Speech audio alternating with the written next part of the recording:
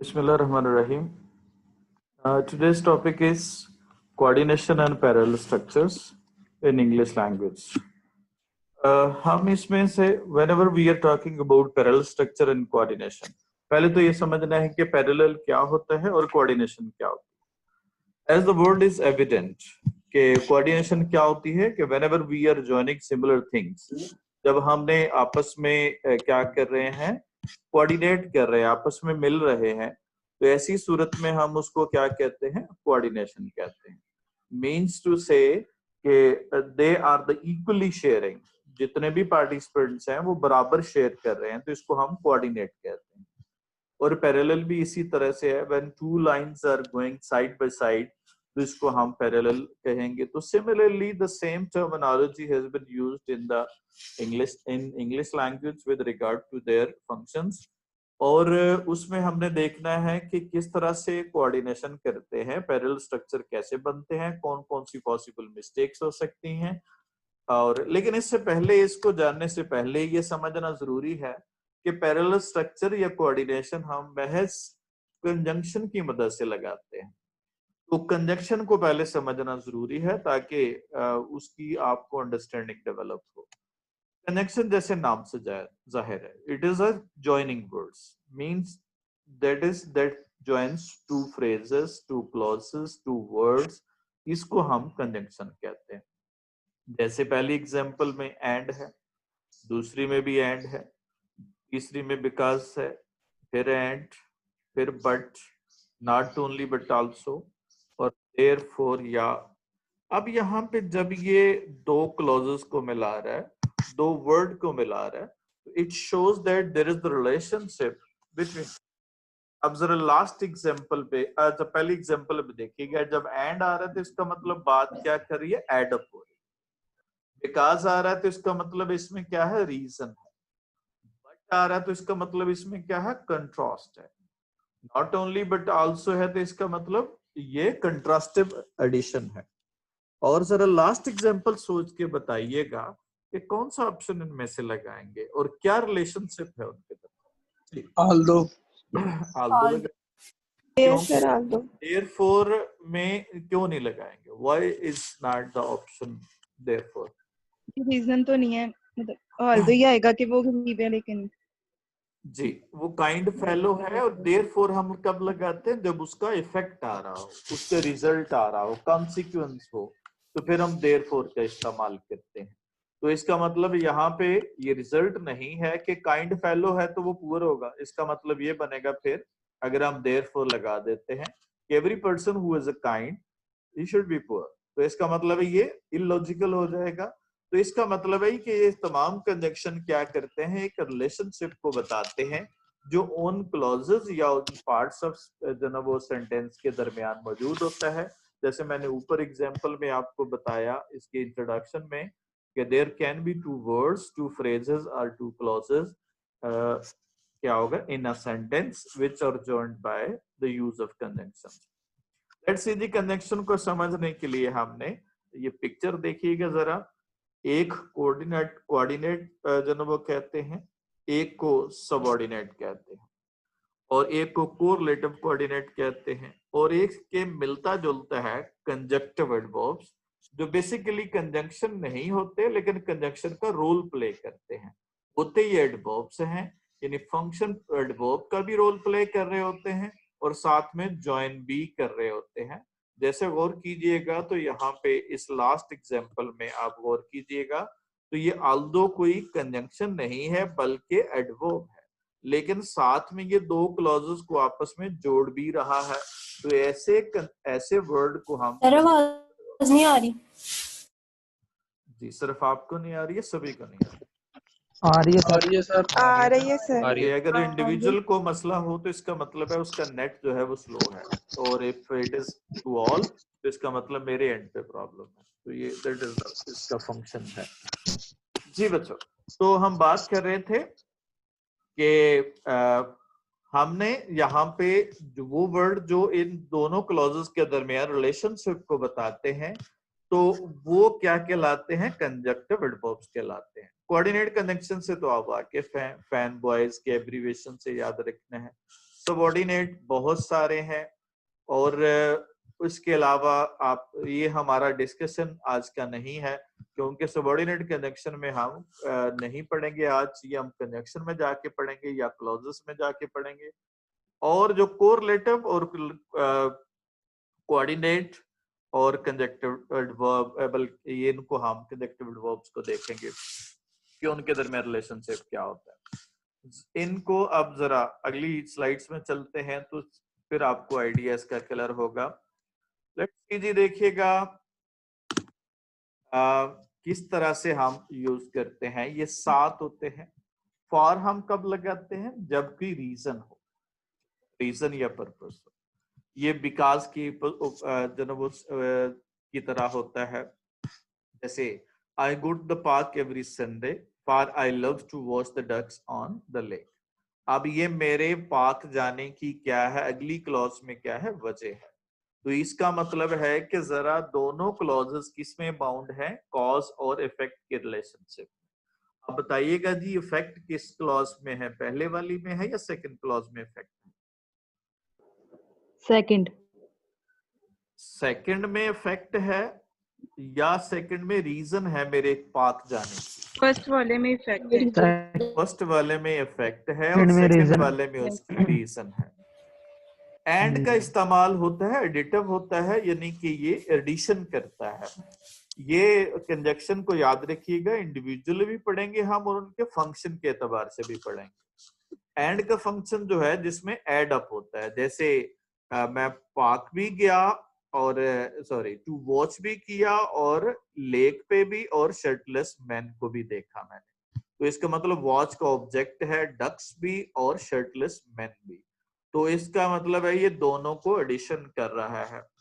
Nor हम use करते हैं नेगेटिव के लिए और ऑल्टरनेटिव के लिए, यानी उसके मुतबादल के तौर पर, यानी ना वो। इसका मतलब है कि ये क्लॉज के ऑल्टरनेटिव दूसरी क्लॉज होगी, या एक फ्रेज का ऑल्टरनेटिव दूसरी फ्रेज होगी, या एक पार्ट ऑफ स्पीच का ऑल्टरनेटिव दूसरा होगा। तो ये दोनों को नेगेटिव रिलेशनशिप में हो। जैसे I don't go for fresh air, not really for the ducks, honestly I just like the sofa. अब यहाँ पे क्या होगा? ये ओपोजिट है, फ्रेश एयर और डक्स के लिए जाना, ये दोनों एक दूसरे के ओपोजिट हैं। जरा बताएंगे जी यहाँ पे नॉर कौन से हिस्से को आपस में कोऑर्डिनेट कर रहा है? जी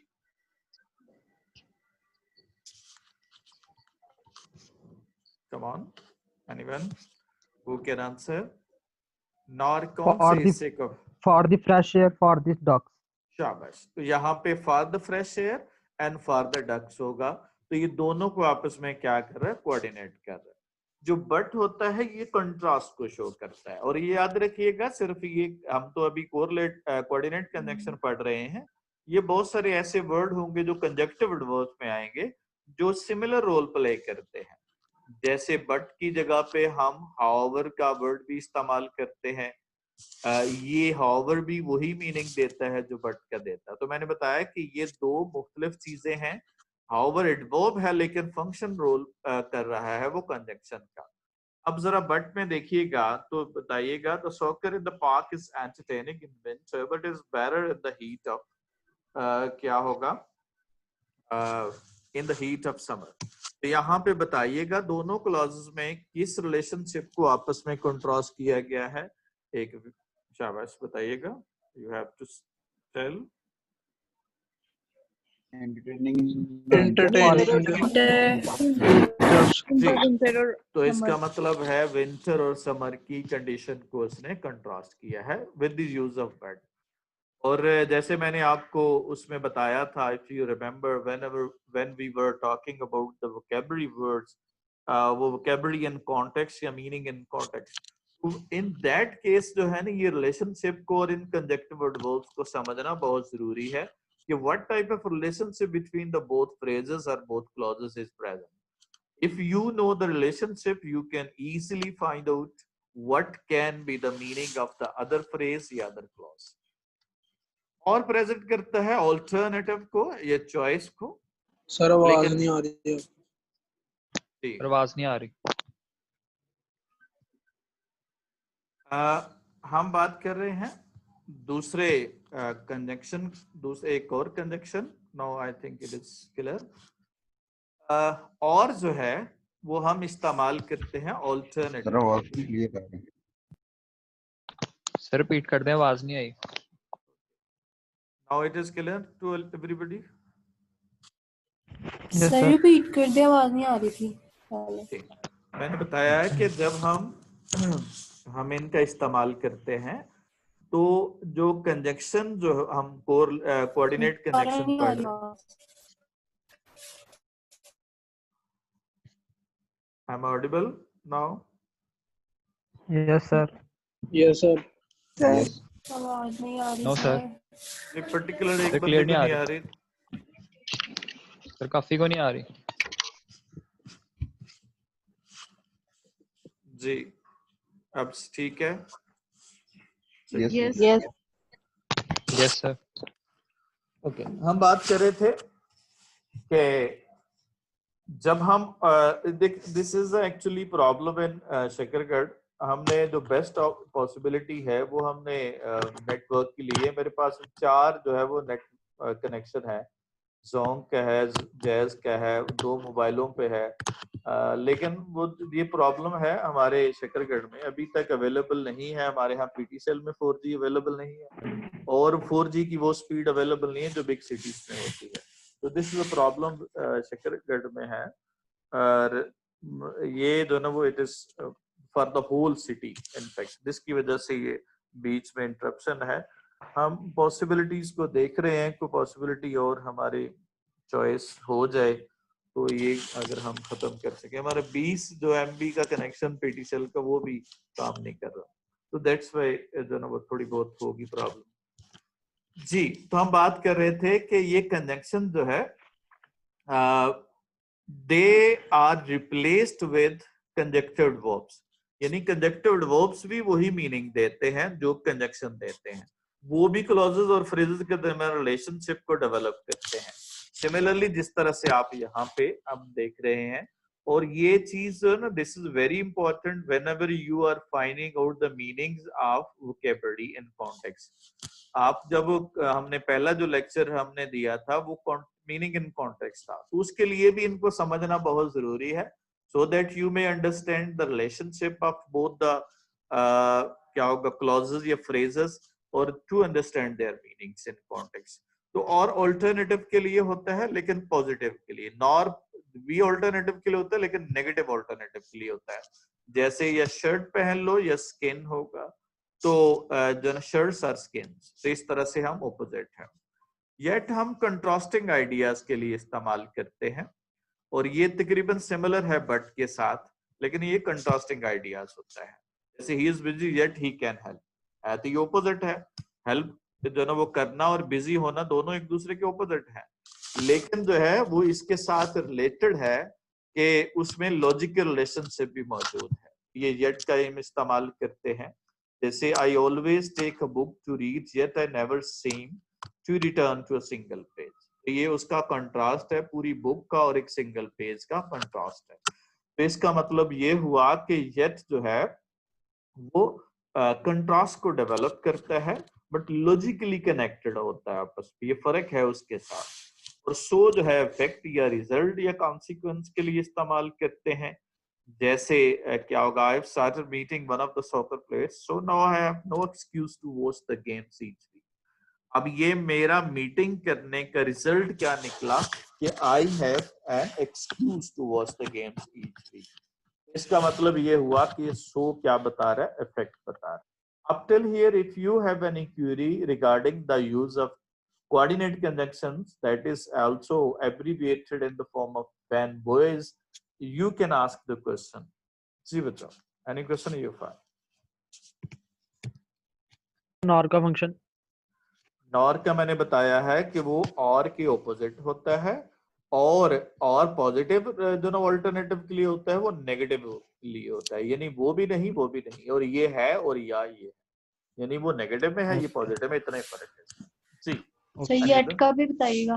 येट का मैंने बताया कि it is similar to but इसमें लॉजिकल कंक्लूजन भी होता है। He is busy he can help, है तो ऑपोजिट है, लेकिन इसके बिजी और हेल्प के दरमियान को कॉज एंड रिलेशनशिप का, कॉज और इफेक्ट का रिलेशनशिप नहीं है, ठीक है, बल्कि क्या है, एक लॉजिकल रिलेशनशिप है जो हमें इन्फर करना पड़ता है, हमें समझना पड़ता है कि बिजी है फिर भी हेल्प कर रहा है, इसका मतलब है वो क्या है, हमें बड़ा काइंड आदमी है।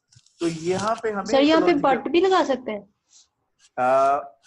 बट भी इस्तेमाल हो सकता है, लेकिन येट मैंने बताया है कि वो ज्यादा इन्फर मीनिंग देता है, बट जो है ना वो टोटली कंट्रास्ट होता है, लेकिन येट से हमें कुछ और मीनिंग भी मिल रहे होते हैं, कुछ और मीनिंग भी डिराइव कर रहे होते हैं, ठीक है। जैसे Okay, यहाँ sir. पे ही इज बिजी और बट ही कैन हेल्प, जहाँ पे ये ओपोजिट होता है, लेकिन अगर येट आ रहा है तो इसका मतलब हमें ये भी बता रहा है कि वो बड़ा क्या है, अच्छा आदमी है।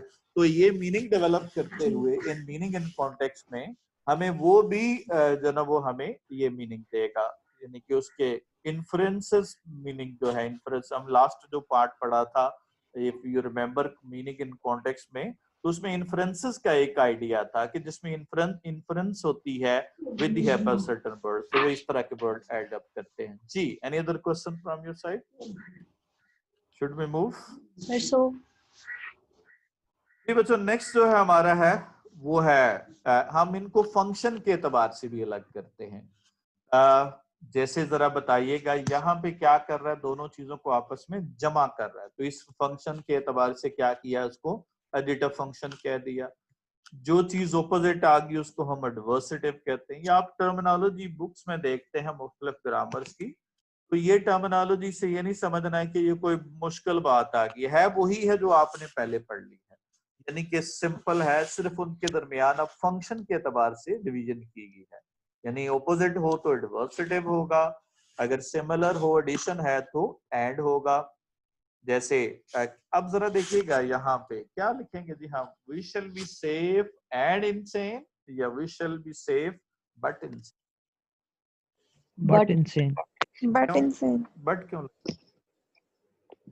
आपने Opposite तीसरा देखना। तो आपने तीसरा चैप्टर पढ़ा होगा, उसने कहा then we will be safe here, तो आगे से जवाब देता है सेफ एंड इनसेन, ठीक है। तो क्या था वो उसमें, सेफ एंड इनसेन या सेफ बट इनसेन?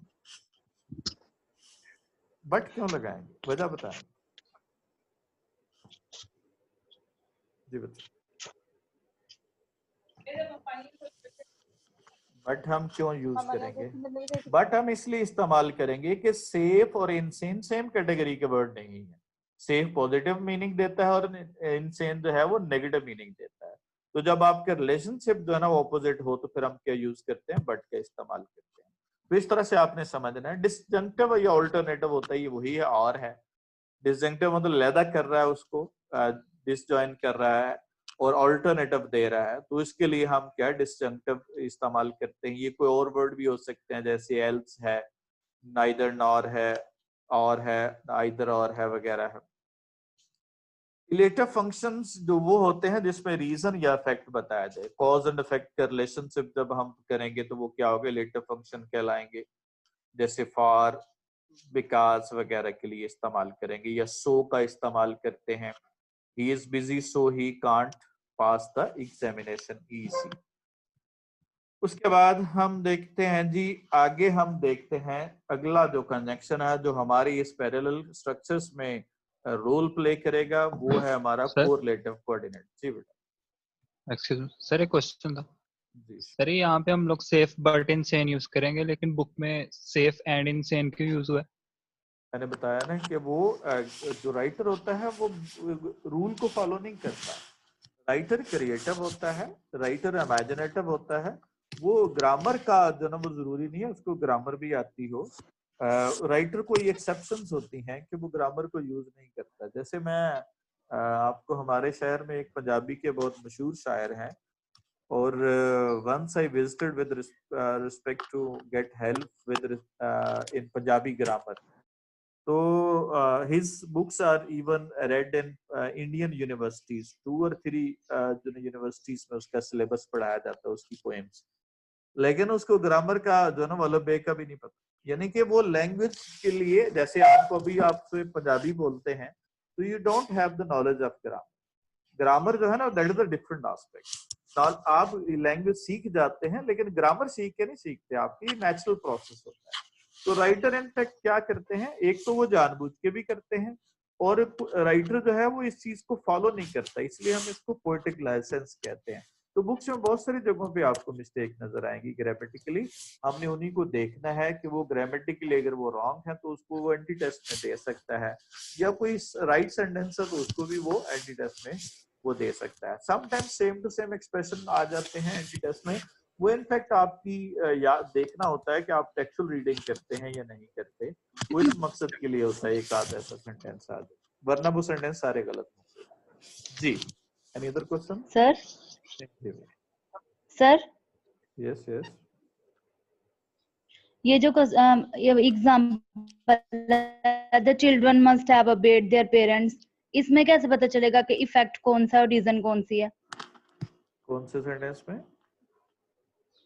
जी शाबाश, मस्ट जो हैव। सेकंड लास्ट है इलेटिव कंजक्शन। अच्छा, the children must have obeyed their parents, ठीक है। For their room seemed very clean. अब जरा गौर कीजिएगा कि जनाब उनका कमरा बड़ा साफ नजर आ रहा है, तो इसका मतलब उसने किसकी बात मानी है साफ करने के लिए?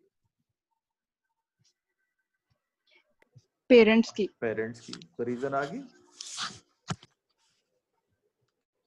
ठीक है सर, समझ आ गई जी। ये रिलेशनशिप, यस आप जब भी कोई कनेक्शन लगाते हो उसके दरमियान कोई रिलेशनशिप होगा, ऐसे कनेक्शन नहीं लग सकता। कनेक्शन का मतलब ही क्या होता है कि दो आइडियाज को आपस में जोड़ना होता है, उनके दरमियान कोई ना कोई रिलेशनशिप होगा। जैसे ये 4 रिलेशनशिप हम पढ़ रहे हैं, इसके अलावा भी और भी पढ़ेंगे हम आगे जाके। जी, अब तक क्लियर है जी सभी को? ये समझना, कंजंक्शन का समझना बहुत जरूरी है, क्योंकि आगे सारे पैरेलल स्ट्रक्चर जो है ना इसी पे बेस करेंगे। आगे जी हम चलते हैं कोरिलेटिव। कोरिलेटिव होते हैं जो पेयर में इस्तेमाल होते हैं। ये जो ना वो और है, आइदर और है, नॉर है, बोथ एंड है जिसमें एडिशन किया जाता है दो चीजों का, नॉट ओनली बट आल्सो है, दो अल्टरनेटिव, दो जो ना वो एडिशनल चीज के लिए या ऑपोजिट चीज के साथ, मतलब दो एक एडिशन किया जाता है, बट आल्सो यानी कि एडिशन हो रहा है इसमें। नॉट बट का भी इस्तेमाल हो जाता है। उसके बाद neither नॉर है, नेगेटिव में इस्तेमाल होता है। सो एज नेगेटिव में है, एज जो है वो पॉजिटिव में है। जैसे he is as beautiful as क्या होगा, फेरी, और she is not as, not so beautiful as fairy. तो नेगेटिव में हम सो इस्तेमाल करते हैं, और पॉजिटिव में हम क्या है एज का इस्तेमाल करते हैं। सिमिलरली हम कोरिलेटिव और भी हम देखते हैं जिसमें पेयर में भी इस्तेमाल होता है। उसके बाद नो सूनर देन का इस्तेमाल आपने पढ़ा है, नो सूनर डिड, और उसके बाद देन के बाद सेकंड फॉर्म। उसके बाद हार्डली हैड या बेयरली हैड या स्कार्सली हैड। ये मैं ज्यादा डिटेल में नहीं जा रहा क्योंकि ये चीजें आपने पढ़ी हुई हैं और हम उसको ज्यादा डिटेल में नहीं देख रहे। सच दैट का इस्तेमाल करते हैं जब सच अ पर्सन, जब सच के साथ नाउन आ जाए तो फिर हम दैट की क्लॉज इस्तेमाल करते हैं, यानी दैट का इस्तेमाल करते हैं।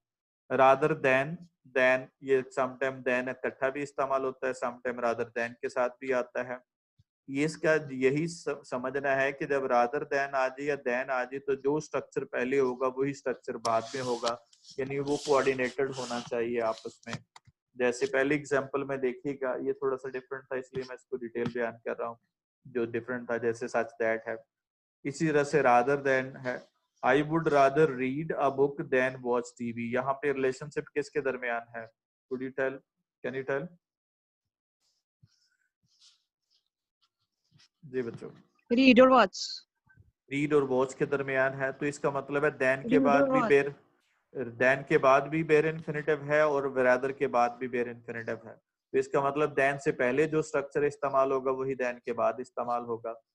इसी तरह से आई स्लेप्ट रादर वॉन्डरिंग। अब ये देखिएगा यहाँ पे जब अगर रादर से पहले कोई स्ट्रक्चर नहीं है, ये तो वर्ब है ना, मेन वर्ब है, अगर इससे पहले कोई वर्ब नहीं है तो फिर हम मोस्टली हम इसके साथ जेरेंड इस्तेमाल करते हैं या पार्टिसिपल लगाते हैं।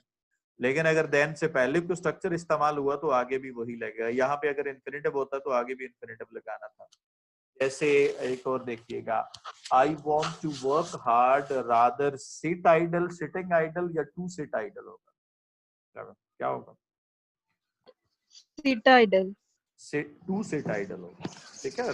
देन के बाद नहीं, वही पहले इन्फिनेटिव है ना, टू वर्क हार्ड है, तो देन के बाद भी टू क्या होगा? सिट आइडल होगा, यानी कि पहले इन्फिनेटिव है तो आगे भी इन्फिनेटिव इस्तेमाल।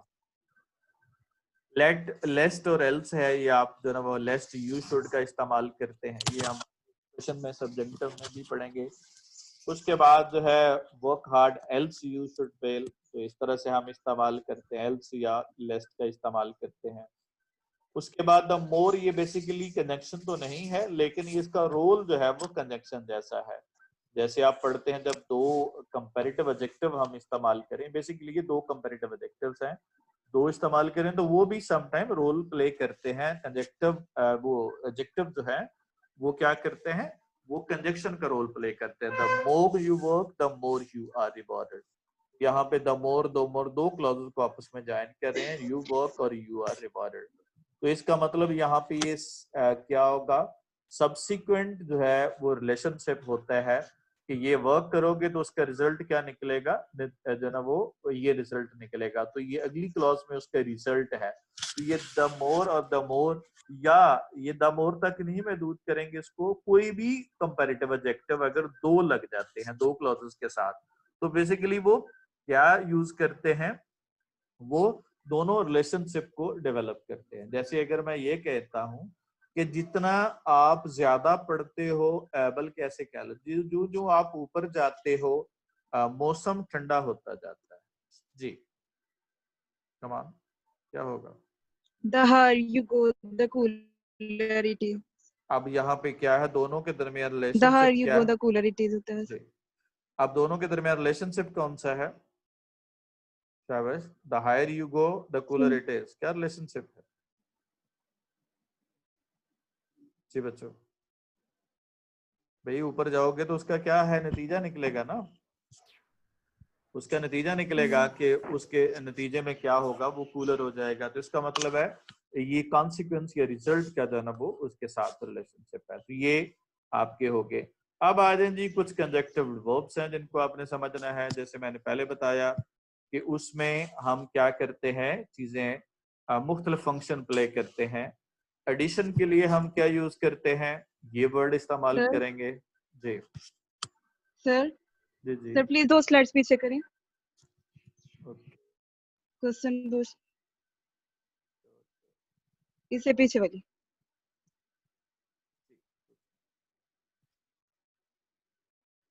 हाँ, अब ये देखें इसमें नॉट ओनली और बट आल्सो, इसके बाद तो same part of speech use होता है ना, तो नॉट ओनली इज और बाद में बट ही आल्सो असक्सेसफुल है, सेम पार्ट ऑफ स्पीच होना था ना। नहीं वो जो ना वो सेम क्लॉज है ना, ये भी और ये भी क्लॉज है। यहाँ पे भी सब्जेक्ट और इसके साथ ये होता है कि हम इन्वर्जन इस्तेमाल करते हैं। इन्वर्जन जब इस्तेमाल करते हैं तो फिर हम उसका वर्ब जो है ना पहले ले आते हैं, लेकिन स्ट्रक्चर सेम है, यानी ये भी पूरी क्लॉज और ये भी पूरी क्लॉज। शाबाश, गुड क्वेश्चन। ये क्लियर हो गया ये बात? ये इन्वर्जन इस्तेमाल की गई है। इन्वर्जन जरूरी नहीं है कि दोनों क्लॉजेस में हो, Okay. इन्वर्जन एक में भी हो सकती है, लेकिन आपने देखना है कि ये पूरी क्लॉज है और ये भी पूरी क्लॉज है। अब ये ही इज ही है, ये प्रोफेशनल फुटबॉलर, लेकिन हम स्ट्रेस देने के लिए सम टाइम क्या करते हैं कि उसका इन्वर्ट कर देते हैं उसके सीक्वेंस को, फिर हम ऐसा स्ट्रक्चर इस्तेमाल करते हैं। जी बेटा, और तो नहीं कोई सवाल? Okay clear. Let's see, proceed forward. We were talking about conjunctive verbs and different conjunctive verb and different function. ये उसकी कुछ example है। add up करना हो तो ये word इस्तेमाल करते हैं।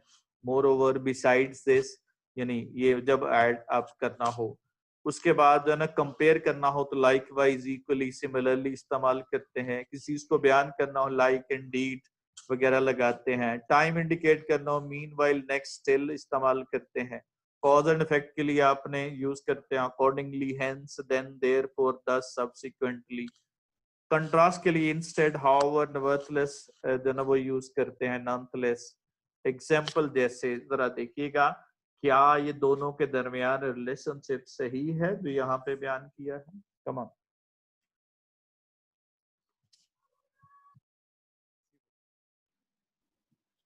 No sir. No sir.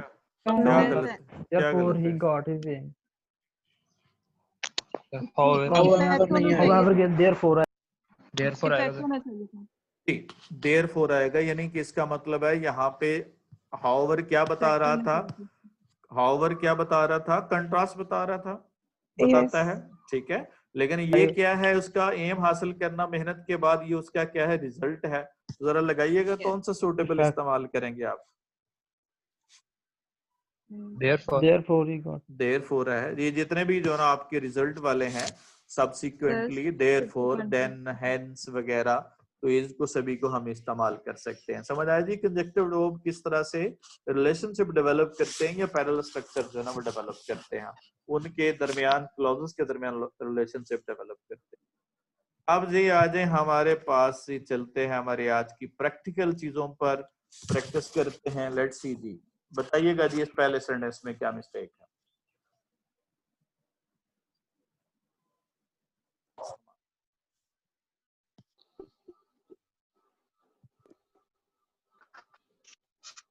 Compassion.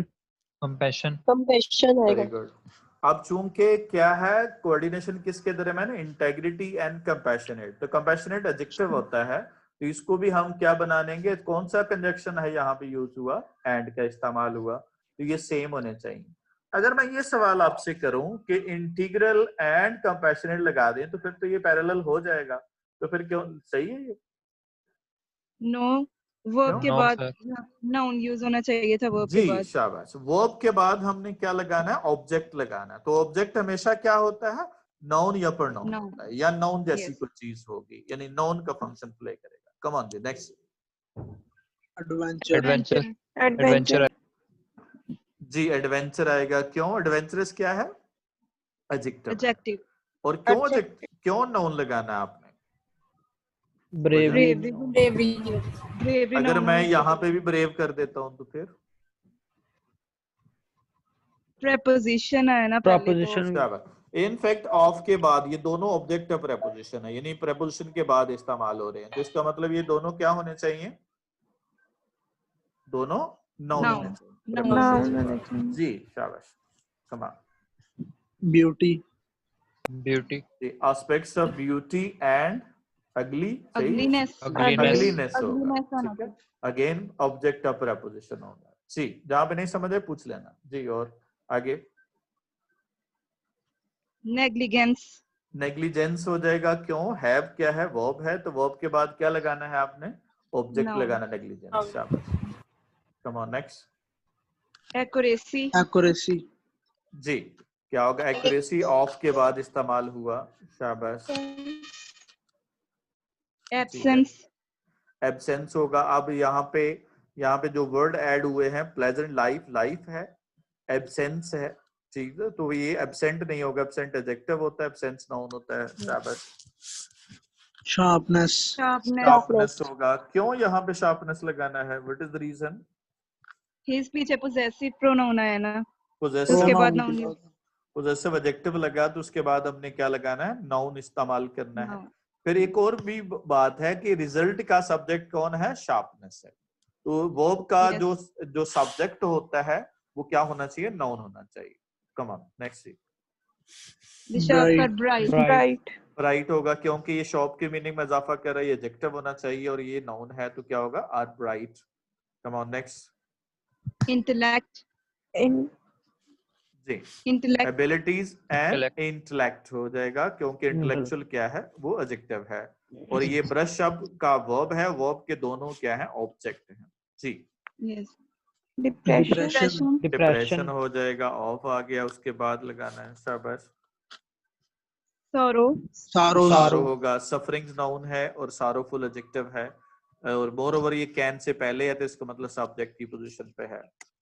जी कुछ और एग्जांपल है, ये एक्चुअली एग्जांपल है, समझना है कि व्हाई इज इट सो, ताकि इसको आप समझ सकें। जी Frustration. frustration जी विद फ्रस्ट्रेशन। शाबाश, क्योंकि विद क्या है? प्रेपोजिशन है, और प्रेपोजिशन के बाद क्या लगाना? नाउन लगाना। जी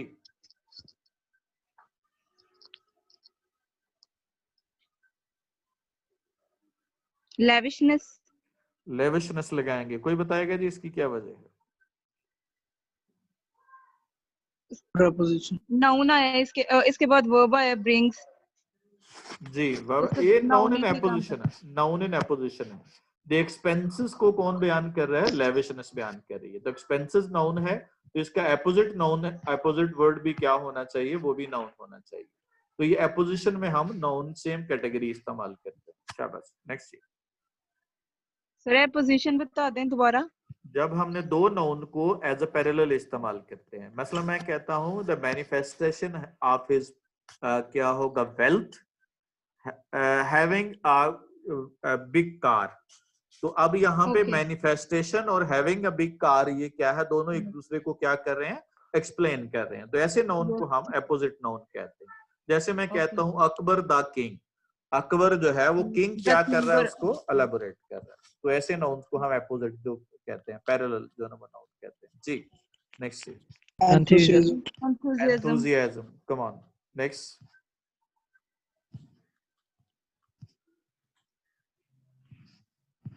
Come on. Uncertain. अनसर्टेन है, रिजल्ट के साथ लग रहा है, तो वो नाउन नहीं होगा। क्या होना चाहिए? एडजेक्टिव होना चाहिए। क्या होगा? रिजल्ट्स हो जाएगा। शाबाश, नेक्स्ट।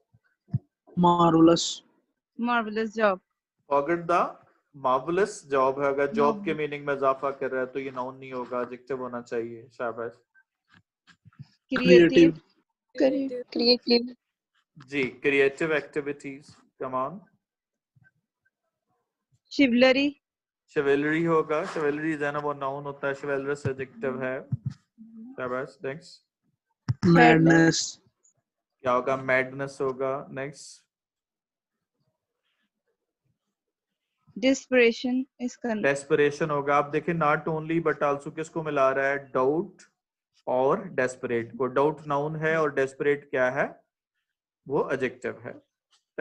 तो इसलिए उसको भी डेस्परेशन होगा।